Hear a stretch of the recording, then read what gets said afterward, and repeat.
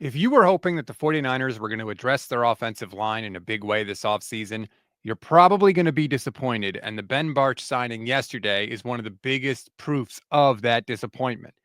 This is what the 49ers do in a nutshell. If you look at their history, they don't invest heavily in guards. In fact, what they like to do is take a veteran player that's been around the league a little while and insert him there and coach him up and hopefully get just enough out of him to be part of a functional offensive line. And if you don't believe me, just look at the 49ers history. They did the same thing with Mike Person in 2018, and he went on to start in a Super Bowl for the 49ers the following season. And they did the same thing with John Feliciano in 2023. They are not going to invest heavily in the guard position. Even in the draft, they drafted Dominic Pooney last year, but that was in the third round. And they even admitted they never expected Dominic Pooney to be as good as he was. This is what the 49ers do at the guard spots. They kind of just patch it and move on. They invest heavily at left tackle. At one time, they invested heavily in center, although right now it seems like they're not willing to do that.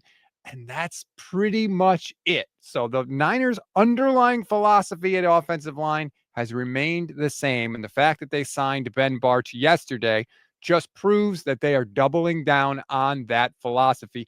And look, this isn't to say Ben Bartch can't be a good player. In fact, he was relatively solid for the Niners last year, grading in the 70s in all categories, according to Pro Football Focus. Now, admittedly, it was only 65 snaps because he got hurt against the Bills with the high ankle sprain, and that ended his season just when he was getting an opportunity to perhaps show that he could be a starter on this offensive line. So none of this is to say that Ben Bartch can't play and isn't good.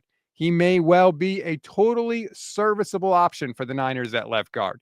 What I am telling you is that's all they really want at the guard positions. That's all they're looking for is serviceable, and they will scheme around it and they will get around it in other ways. And that underlying core philosophy that has frustrated so many 49ers fans for multiple seasons now is clearly not changing anytime soon.